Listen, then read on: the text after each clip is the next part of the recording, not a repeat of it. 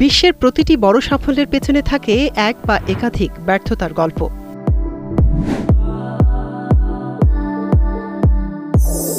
সফল মানুষরা জন্মগতভাবে বিশেষ ছিলেন না, বরং তাদের বিশেষ করে তুলেছে কঠিন সময়েও হাল না ছেড়ে এগিয়ে যাওয়ার মানসিকতা। দারিদ্র্য, অবহেলা, ব্যর্থতা সব বাধা পেরিয়ে তাঁরা আজ বিশ্বজোড়া অনুপ্রেরণা। আজ জেনে নিন ৬ জন কিংবদন্তির গল্প, যারা প্রমাণ করেছেন সংগ্রামী সাফল্যের সত্যিকারের পথ। স্টিভ জবস অ্যাপেলের সহ-প্রতিষ্ঠাতা, আজকের আধুনিক প্রযুক্তির রূপকর্তাদের একজন। কিন্তু খুব কম মানুষ জানে নিজের তৈরি কোম্পানি থেকেই তাকে বের করে দেওয়া হয়েছিল। নিজের হাতে গড়া অ্যাপল থেকে বিতাড়িত হয়ে তিনি হার মানেননি, বরং পিক্সার আর নেক্সট প্রতিষ্ঠা করেন। পরে অ্যাপল আবার তাঁকেই ফিরে চায়। তিনি ফিরে এসে অ্যাপলকে ইতিহাসের অন্যতম সেরা ব্র্যান্ডে পরিণত করেন। জবসের জীবন প্রমাণ করে ব্যর্থতা শেষ নয়, এটা নতুন শুরুর সুযোগ। This is the best thing I think we've ever done.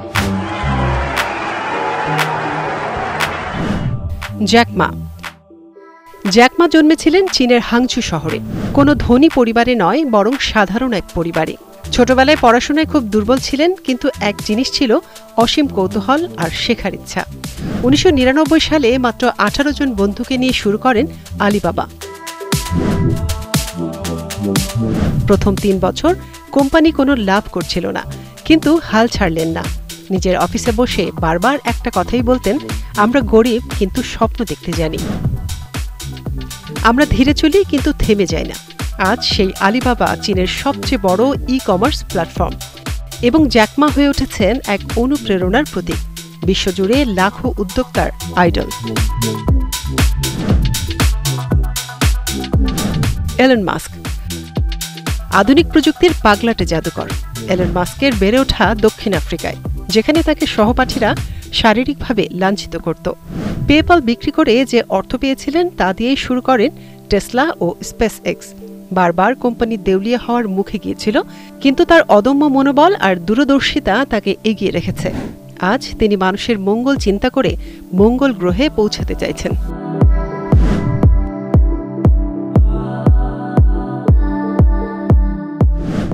জে.কে. Rowling Harry Potter সিরিজের স্রষ্টা জে.কে. রাউলিং যখন লেখাটি লিখেছিলেন, তখন ছিলেন একা মা, সমাজসেবা ভাতার উপর নির্ভরশীল। তার বইটি প্রথমে 12টি প্রকাশনী প্রত্যাখ্যান করে, কিন্তু তিনি হাল ছাড়েননি। অবশেষে একটি ছোট প্রকাশনী বইটি ছাপে, আর বাকিটা ইতিহাস। তার কল্পনার জগৎ আজ শত কোটি পাঠকের প্রিয় আশ্রয়। অপরা উইনফ্রে আজকের মিডিয়া জগতের রানী অপরা উইনফ্রে জন্মেছিলেন চরম দারিদ্র্যে। ছোটবেলায় যৌন নির্যাতনের শিকার হয়েছিলেন, কৈশোরে গর্ভবতী হয়ে পড়েছিলেন, আর সন্তানটি জন্মের পর মারা যায়। তার প্রতি সমাজের বিশ্বাস ছিল না, কিন্তু নিজের উপর বিশ্বাস রেখেছিলেন তিনি। ধীরে ধীরে সংবাদ পাঠিকা হয়ে সেখান থেকে দ্য অপরা উইনফ্রে শো দিয়ে গড়েন ইতিহাস। তিনি আজ এক সফল মিডিয়া আইকন এবং বিলিয়নিয়ার দানবীর।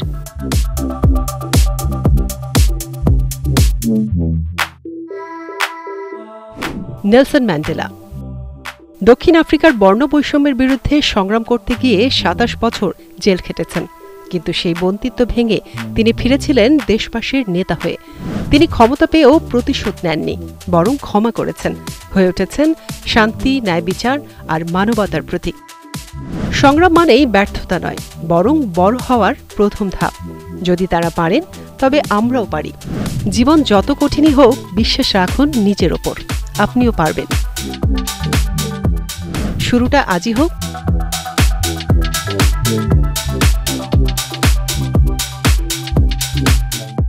Hello viewers, hope you enjoyed the video.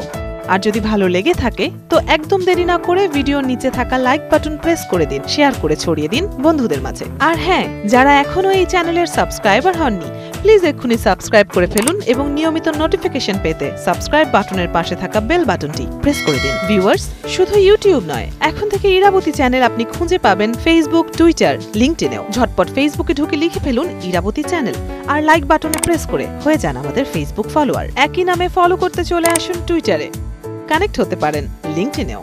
বিনোদন, ঘোরাঘুরি, রান্না সহ নিত্য নতুন সব বিনোদন পেতে সবসময় পাশে থাকুন ইরাবতী চ্যানেলের। Irabati, your entertainment.